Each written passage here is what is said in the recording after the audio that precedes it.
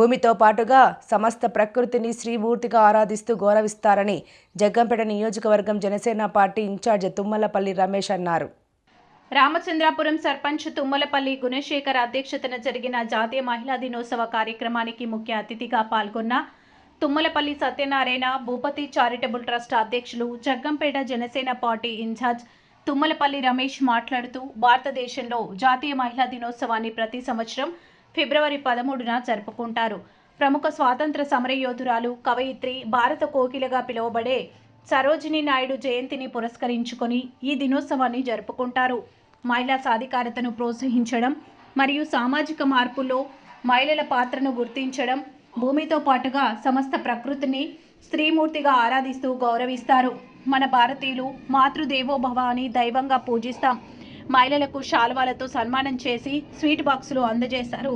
ఈ కార్యక్రమంలో జగ్గంపేట నియోజకవర్గ జన సైనికులు పాల్గొన్నారు. అందరికీ నమస్కారం అండి. ఈరోజు జగ్గంపేట నియోజకవర్గంలో కిల్లంపూడి మండలంలో ఈరోజు తామరాడు గ్రామంలో గల స్థలంలో మేమందరం కూడా ఈరోజు సరోజినీ నాయుడు గారి జన్మదినం సందర్భంగా ఈరోజు జాతీయ మహిళా దినోత్సవం సందర్భంగా ఈరోజు మా వీర మహిళల్ని ఈరోజు సన్మానించుకోవడం జరుగుతుంది.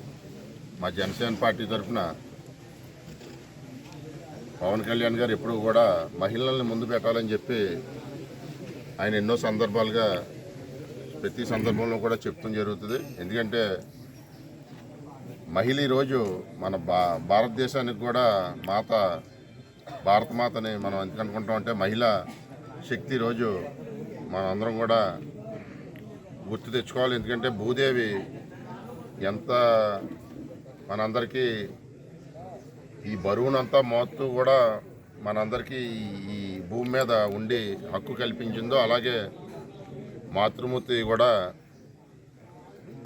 ఈరోజు మనకు చేసి సేవను మనందరం గుర్తించాలి. ఎందుకంటే మహిళా దినోత్సవం సందర్భంగా ఇవన్నీ కూడా మనం గమనించాలని చెప్పి సందర్భంగా తెలియపరుచుకుంటూ ఈరోజు ఈ కార్యక్రమం చేయడం జరుగుతుందని చెప్పి చెప్పడం జరుగుతుంది. నమస్కారం.